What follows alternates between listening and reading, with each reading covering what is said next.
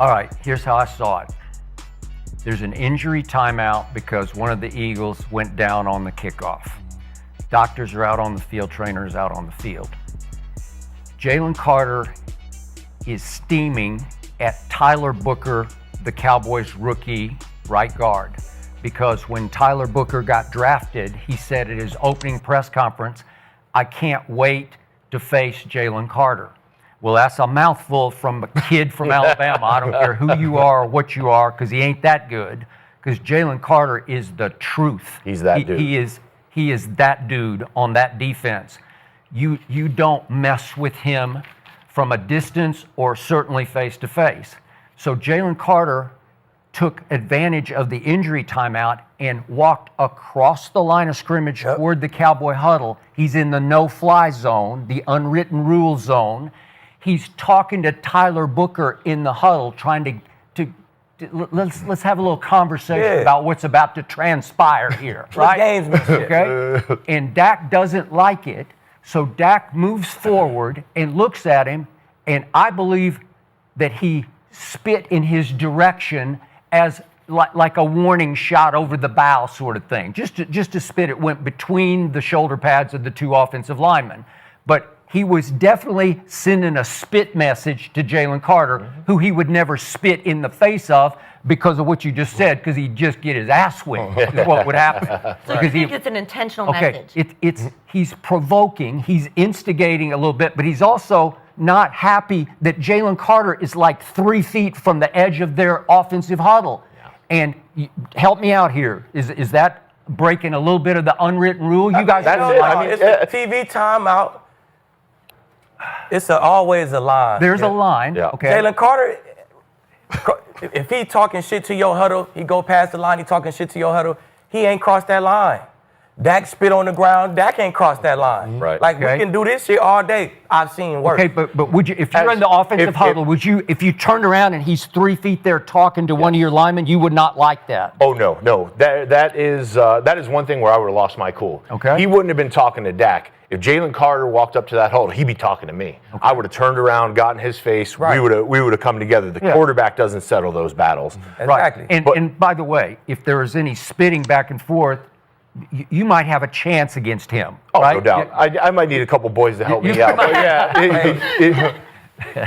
no, but that's the thing. Jalen Carter crossed the line of scrimmage, went to the huddle. Dak goaded him. Dak a little spit in your direction. And then he steps between the linemen, and they go kind of face to face. Even then. And yet Jalen, it's a fall away spit. It's like he's moving backwards, and he thinks, well, I'm not going to let him get away with this. And he gives it kind of a last second. And that's when he crossed the line. Okay, you can't come out the huddle. You cannot do it. He could go face to face. He could mush Dak's face. He could do whatever. The referees might have just broke it up. Yep. But you just can't spit, bro. That's you could. Just me, because Dak did provoke. I don't want to see Jalen Carter get suspended for this because he paid his price. He missed the whole freaking game, right? Yeah. All right. So before I give my opinion on that, of course, we got to shout out the show sponsor, ProphetX. Use promo code EagleOwl, get 1.5% up to $200 back within the first 30 days of using ProphetX. As you see here, Kansas City versus Chargers. It's +4. I made a video earlier. It was +3. So the market is moving. But as you see here, it's multiple markets. You don't have to just, use this one. You could click here. As you see, more lines. It's a lot more lines. So this is more of a peer-to-peer, fan-to-fan type lines. And using this, you can get the best lines in the game. And again, shout out to ProphetX. You can go on my description if you prefer to just click on the link, or you can just download the app, use promo code EagleOwl, again, 1.5% of ProphetX cash back up to $200 within the first 30 days. Urge you to go over the terms and conditions. But let's get into this. Let's get my raw reaction to this. Very interesting perspective by Skip Bayless. I haven't even thought of this, that the real back and forth was between Jalen Carter and Tyler Booker. The reason why is because, remember, when Tyler Booker, as Skip Bayless said, when he got drafted, he was talking his talk. He was talking his talk against Jalen Carter, like how he's ready for him, how he's going to shut him down, this, that, and the third. And, injury timeout, Jalen Carter goes over there to approach him. There is an unwritten rule, like defensive guys, you guys stay over there. Offensive guys, you guys stay over there. But Jalen Carter, like, nah, I'm going to go talk my talk and approach this now. Dak Prescott steps in because he don't like that Jalen Carter's that close. I think Dak Prescott did initiate it. I'm sorry he did. But at the end of the day, my stance on it still stands. I don't think Jalen Carter should have reacted that way. Dak Prescott got exactly what he wanted. Jalen Carter out the game. Get on his bad side. Get him mad because he's going to crash out. And his crash out was spitting on Dak, which was absolutely disrespectful. Now, he did get a perspective because everybody been listening to the Shannon Sharps, to the Stephen A. Smiths, Ryan Clarks. Everybody is saying Jalen Carter should be suspended at least one game, even including me. But when you think about it, he didn't even play a second of this game. So could this really count as the game he got suspended? Sure. But I still think I would go with this. I still think the team should do something because they looking at it from, just this occasion. Us, we follow the Philadelphia Eagles. We all love Jalen Carter. We do. Jalen Carter been in the league for like 3 years or so. His temper has been a problem on the field. Go back to the Saints game. Go back to the Washington game. It's a couple games you could go to. It's like, bro, he's not learning. He got to control it a bit. Yeah, we know Jalen Carter gets off by being angry on the field. He's such a smart player, such a smart guy. But at the end of the day, he got to control that temper. Because what do we know about Howie Roseman, Jeffrey Lurie, and those guys? They don't like hotheads like that. They don't. They like, on the field and it's more controlled. But stuff like that to the point you getting kicked out of games, Eagles will package you in the deal. They would. So, I like these guys' perspective from this angle, just Eagles, Cowboys, what happened that game with Jalen Carter. But you got to think of the other games, and I think the team should do something. Even if it's not missing a game, the league's going to punish him. He's going to pay a fine regardless. But if the league decide not to punish him, do what you did. I think it was the Atlanta game.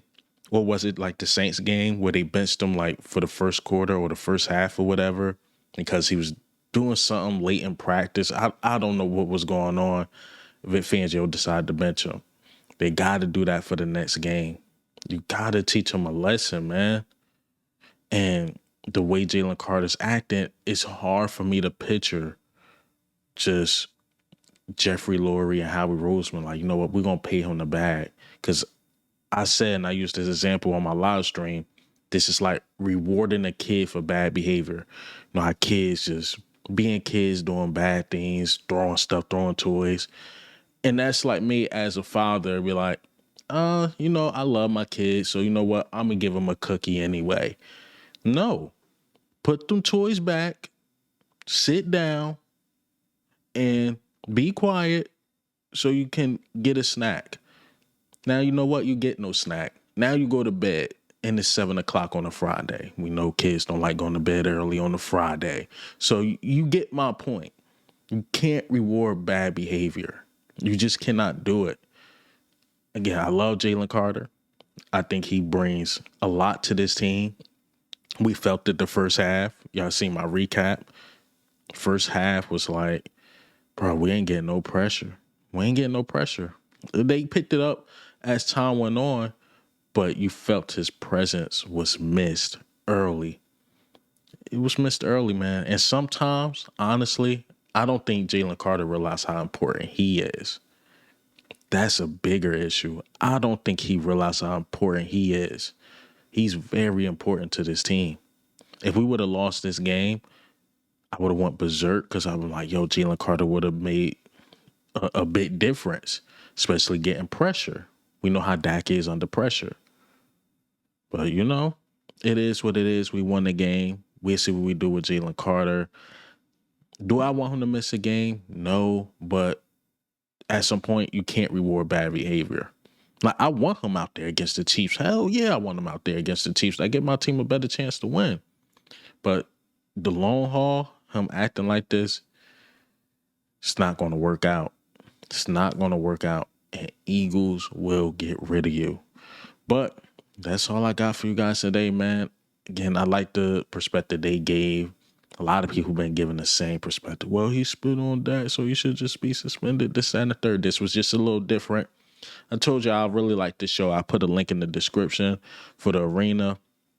Shout out to Gil and those guys, man. They doing a really good job. And I like how they invite certain players and Keem Talib, and you see the O-line. And then I don't really like Gil's arena's perspective on stuff. Only on basketball when I'm in my basketball mood, but the football stuff, just moderate, man. But this is Eagle Al. I'm out.